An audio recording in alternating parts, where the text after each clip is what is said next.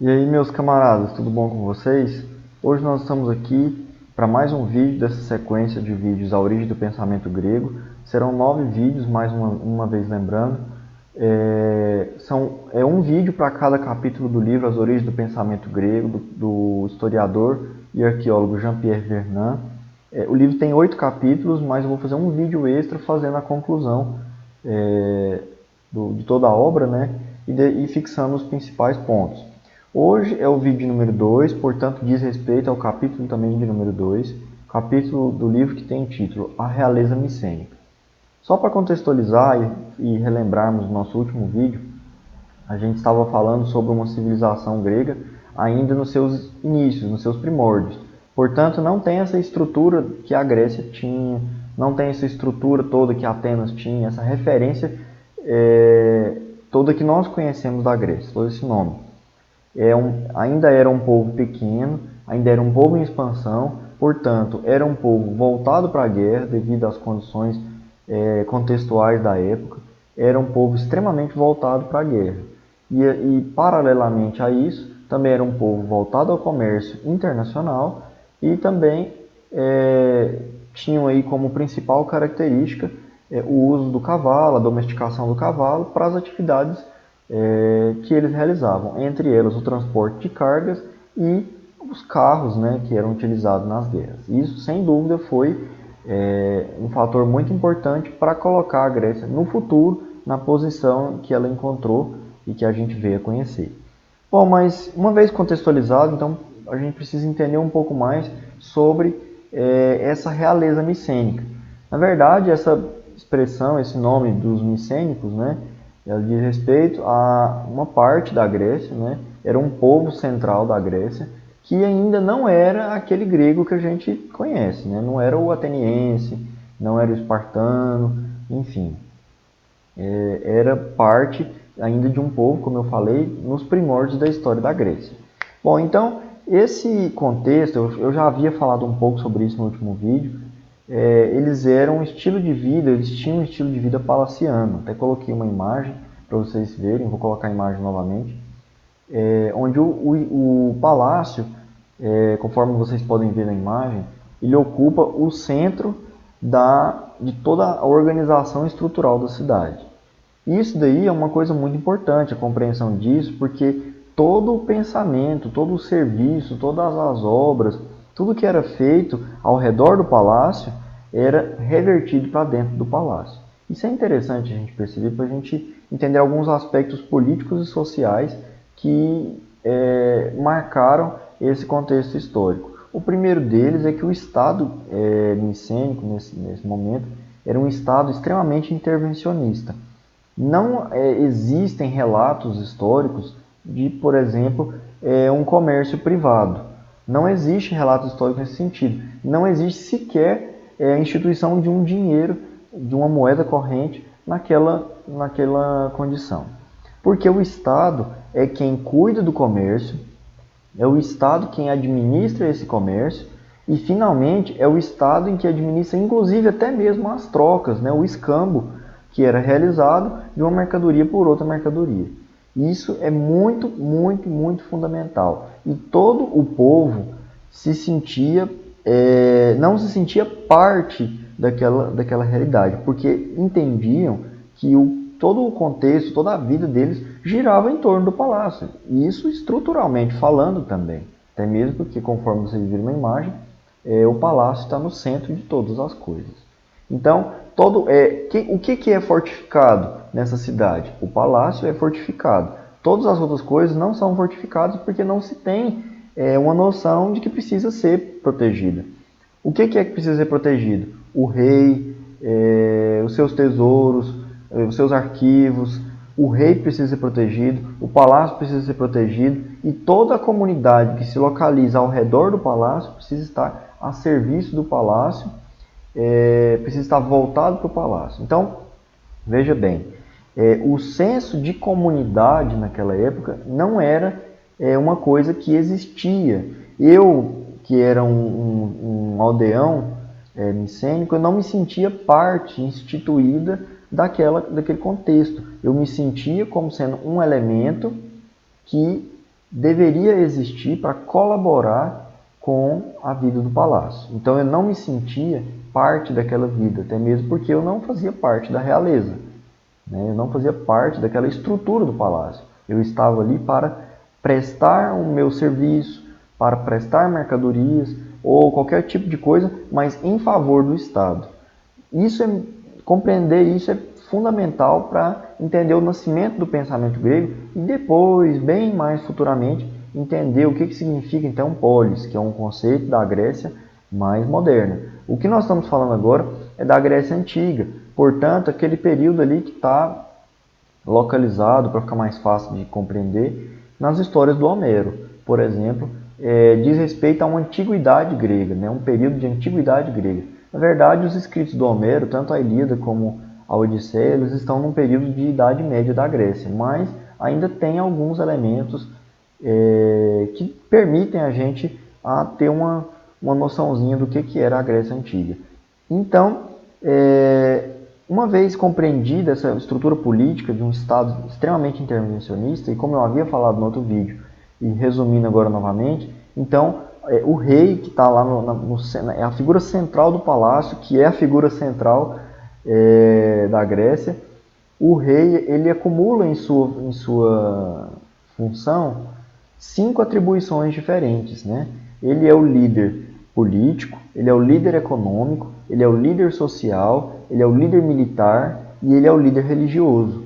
Então, o rei ele ocupa em sua mão todas essas funções. Quando você pensa em religião, você pensa no rei. Quando você pensa em economia, no rei. Sociedade, no rei. Política, no rei. E militarismo também no rei. Então, é interessante nós percebermos esse contexto para que depois venha a ser introduzida a ideia da polis, né? Mas aqui, uma descrição um pouco melhor a respeito da vida palaciana, a gente pode compreender a partir do momento em que a gente visualiza algumas figuras e o papel de cada pessoa na construção dessa vida. Bom, uma das pessoas talvez mais importantes que a gente precisa mencionar é a figura do Anax. O Anax ele é um líder militar. E como eu falei, eu havia contextualizado já no primeiro vídeo, falei novamente nesse vídeo, a Grécia nesse momento, e não só nesse momento, mas também futuramente, mas principalmente nesse momento, que é um momento de expansão, de consolidação, a Grécia tem uma visão extremamente militar. Então esse líder militar ele é muito importante, porque ele vai treinar os exércitos, ele vai dirigir os exércitos, ele vai comandar os exércitos. Esse Anax ele não pode ser confundido com o rei, que seria, né, o Basileus. O Basileus então é o rei, mas ele atribui uma função militar ao Anax. Não que o rei tenha deixado de acumular em sua função real a figura do líder militar, mas ele delega para o Anax essa administração militar. Porque o Anax seria uma espécie de um marechal, né, não sei, trazendo uma figura mais moderna, para que ele pudesse desempenhar essas atividades militares e liderar os exércitos nessa luta expansionista, nessa luta em proteção ao palácio também, e assim sucessivamente. Outra questão que é muito importante para a gente entender é a comunidade rural ou a comunidade aldeã, que é circundante ao palácio. É essa faixa exterior ao palácio. Essa faixa exterior ao palácio, conforme o próprio Vernon fala, ela é autossuficiente. Ela é autossuficiente, ou seja, independente da existência do palácio, esse povo consegue viver sozinho. Eles são independentes no ponto de vista de comida, água, saneamento básico, enfim, todas essas coisas. E até mesmo de proteção pessoal, porque como vocês lembram, eu mencionei que toda a proteção está voltada para o palácio que deve ser protegido. Então essa comunidade exterior, essa comunidade marginal, ela é uma comunidade que é autossuficiente, que é independente. Mas, né, porém, o que acontece? Essa comunidade, ela enxerga a necessidade de trabalhar em função do sustento do palácio, porque é um um ideal, é uma questão social que está implícita na mente dessas pessoas, que eles precisam sustentar o palácio, porque o palácio é central na vida deles. Então, mesmo eles sendo independentes do ponto de vista material e militar, enfim, todas essas questões, eles entendem essa necessidade de estarem a serviço do palácio. Ao outro ponto, entendendo que essa comunidade exterior ela é independente, mas que o Estado ou o palácio, como figura central, ele não produz nada, mas ele apenas recebe, precisamos então observar uma questão, que o Estado ele é totalmente dependente, ou melhor, o palácio, ele é totalmente dependente dessa comunidade circundante. Porque sem o auxílio, sem o fornecimento de mercadorias e todas essas questões dessa comunidade circundante, o palácio não tem mantimentos, o palácio não tem nenhuma condição, nenhuma mercadoria para se sustentar. Portanto, o palácio, apesar de ser a figura central, ele tem um estilo de vida de dependência dessa comunidade circundante. Só que socialmente construído, né, foi socialmente construído que essa comunidade circundante está a serviço do palácio. Então acontece que essa comunidade circundante, ela jamais irá negar mantimentos ao palácio. Ela jamais irá negar suprimentos e sustentar o palácio com suas mercadorias. Então, por quê? Porque eles têm essa noção na cabeça deles, é uma construção social e tornou-se aceitável, tornou-se lei, tornou-se regra de que essa comunidade circundante, ela nada é, mas tão somente está a serviço do Estado. Ela não é a figura central. O Estado é a figura central e por isso eles devem sustentar o Estado com a mercadoria e com os serviços que produzem. E isso é fundamental para nós entendermos depois a Constituição da Polis. Entender esse momento agora.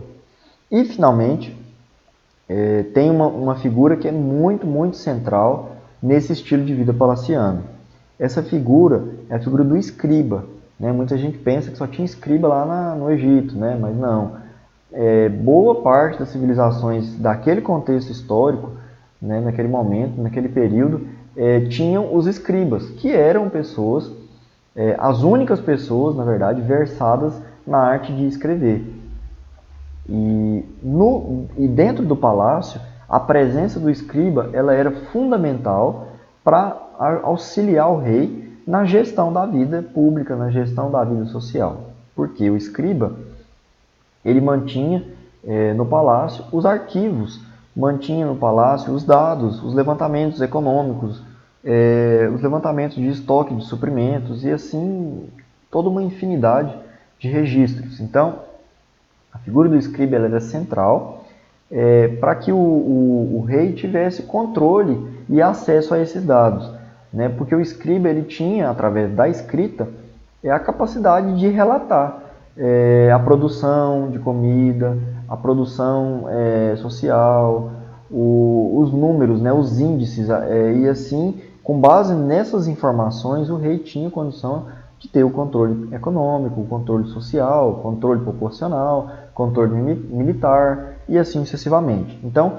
era a atividade do escriba que possibilitava que o rei mantivesse esse controle, que o rei mantivesse esse status e esse estilo de vida palaciano que era tradicional, que era típico desse período histórico, né? Então, assim, uma questão muito importante disso é porque a figura do escriba, apesar de ser um serviçal, né, mas ela era assim fundamental para isso, porque se não fosse a manutenção desses arquivos, né, que sempre estavam sendo revisados, reconstruídos, renovados e atualizados pelos escribas e suas gerações posteriores, o rei não teria tido como manter o controle de todo o seu palácio e de toda a civilização circundante ao palácio.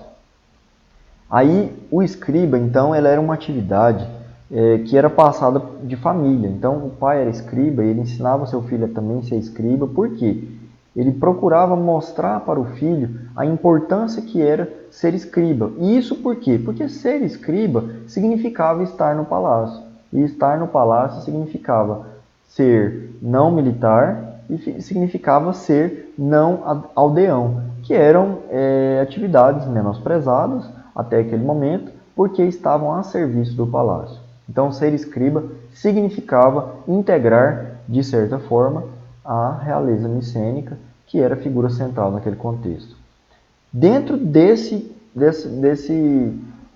levantamento histórico todo, ocorreu a invasão dórica, que veio a destruir todo esse contexto que nós estamos falando. Porém, como afirma, né, o Marrou, que também é um escritor que fala sobre a história grega, essa invasão dórica, apesar de ter destruído esse contexto, esse estilo de vida palaciano, ela não destruiu totalmente a herança histórica e social que esse povo tinha. E aí no próximo vídeo nós vamos ver um pouco mais sobre como ficou então essa região após a invasão dórica, que veio destruir todo esse contexto palaciano e toda essa realeza micênica que dá título a esse vídeo. Bom, pessoal, espero que vocês tenham gostado desse vídeo. Se vocês gostaram, deixa aí a sua curtida.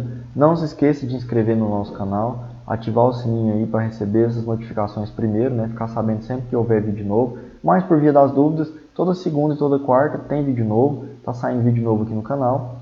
E também estão aparecendo aqui minhas redes sociais, para que vocês possam entrar em contato comigo, ou pelos comentários, ou lá pelo direct no Instagram. Já agradeço pela sua atenção até aqui e até mais.